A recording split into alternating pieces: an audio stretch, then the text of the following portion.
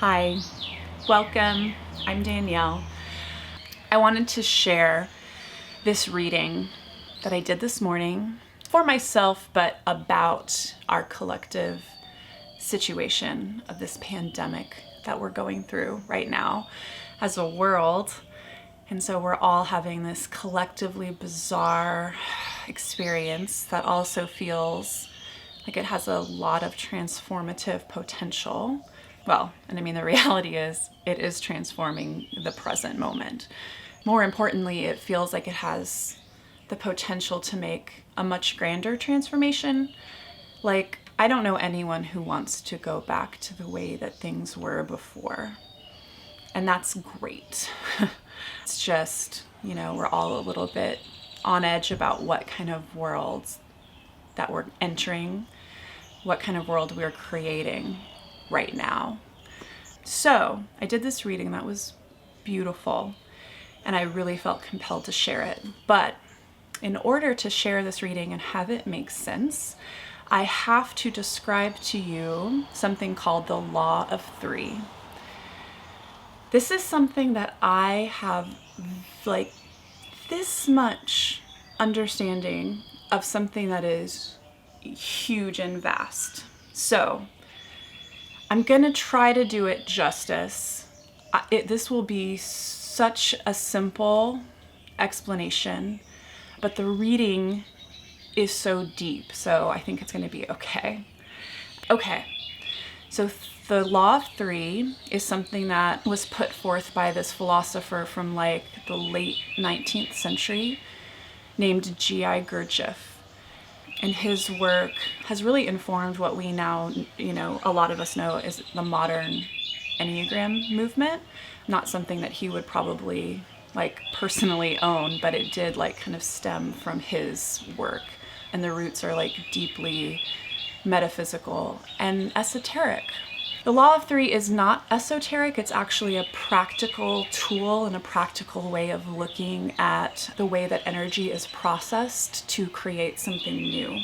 But it's just on a plane that's a little bit hard for us to understand. So while it's not esoteric, it's hard for us to get. But we've also had no exposure to it, right? So it makes sense. So, okay, the Law of Three describes a process, right, by which energies are interacting, these three forces. There are three forces in the Law of Three, right?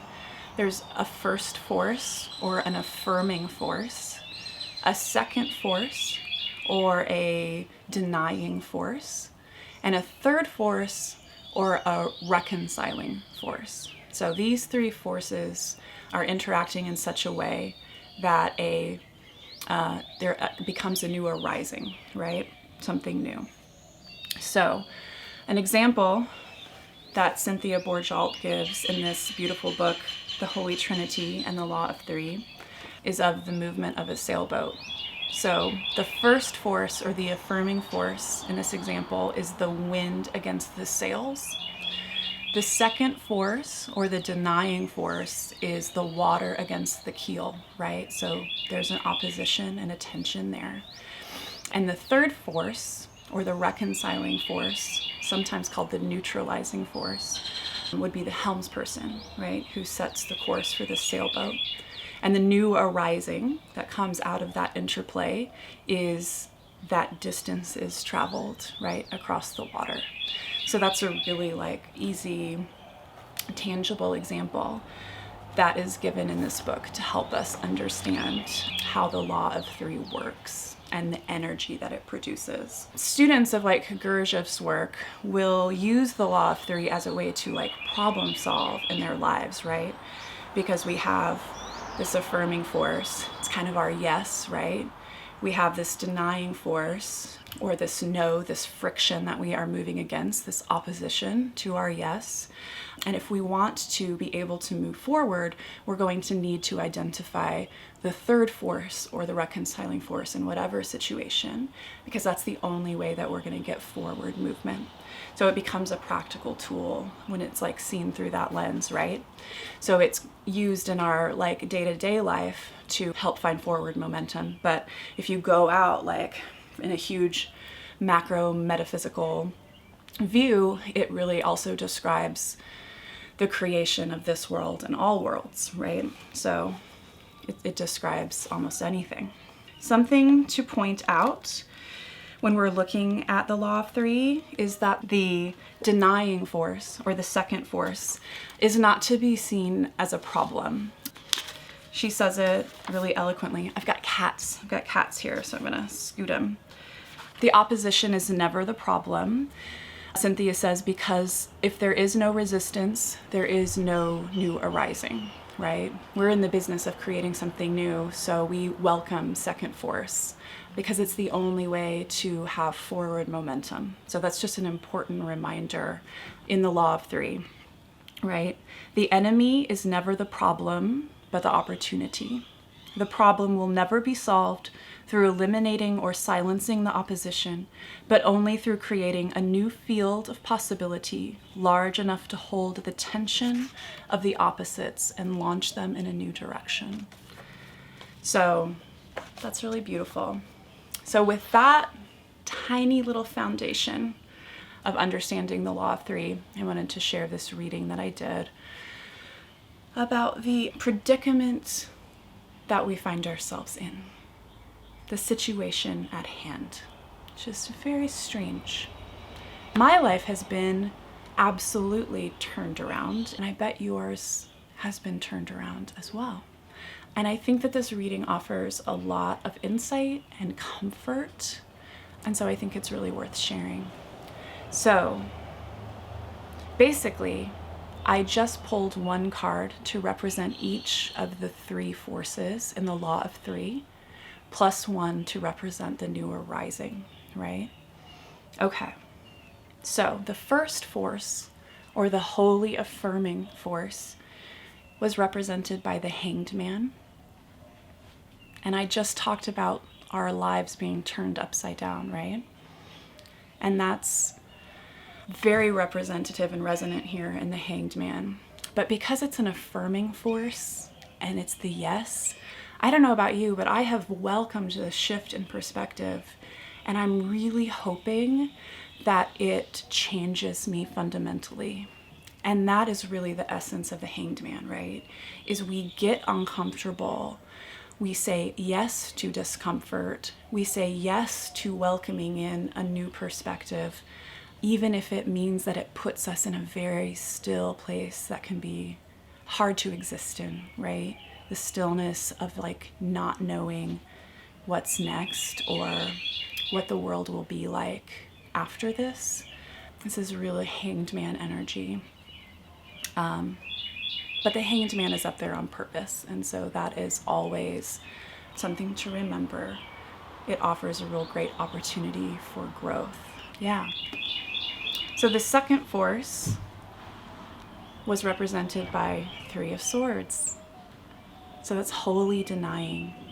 It's the opposition that we're coming up against in this longing for a forever changed perspective and this welcoming in that we might feel. And we run up against this heartbreak and pain.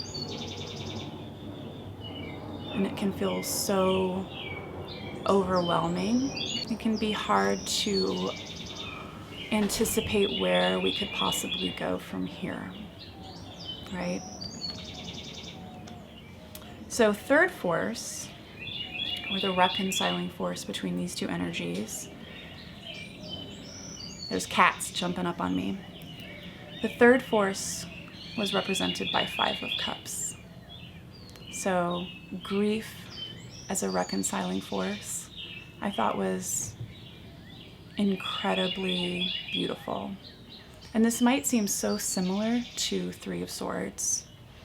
And I get that. I think that Three of Swords is more the facing the reality of the heartbreak, facing the reality of our pain. Whereas Five of Cups is more of the emotional digestion of our pain. And Five of Cups, the lesson that we ultimately learn in this card is that we have to fully grieve what we're losing, what we've lost. And then, we're going to turn around and face the two cups that are still full. So this is grief as a really productive process. And I found this really cool line from Adrienne Marie Brown's book, Emergent Strategy, that really described Five of Cups as a reconciling force here. Grief is the growing up of the heart that bursts boundaries like an old skin or a finished life. And I thought that was really beautiful and appropriate. So the coolest part of this reading was the fourth world, the fourth force, the new world that arises from this interplay of like our longing to change our perspective, our confrontation with the pain, and then like our acceptance of grief and of the finished life, right?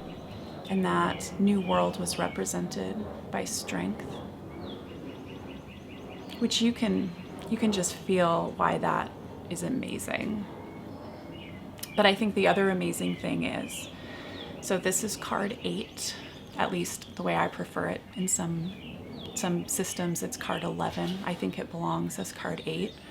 I will probably go into that at some other point. So as card 8, it is the beginning of the second line of the major arcana. So the first line is often seen as a line of the established world, the world of society, our life more on the surface, right? And then the second line is where we begin the descent into our more spiritual journey. That begins with strength. So strength is this kind of welcoming portal where we have to confront a lot of our fears and a lot of long buried parts of ourselves, and we have to start engaging with them, and they lead us into a more spiritual way of living and also into our like ultimate spiritual expansion, right? So I thought that was just amazing. And also my partner Abby and I did kind of a communal reading using this same spread of the Law of Three for this same situation, just kind of checking in with the universe, right? And we pulled strength for the new world for that reading too. So that's pretty awesome. Yeah, so it gave me a lot of just like hope, and it made, you know, this feel a little bit more possible to get through. And I hope it serves you in that way. So thank you for being here, and I'll see you again soon.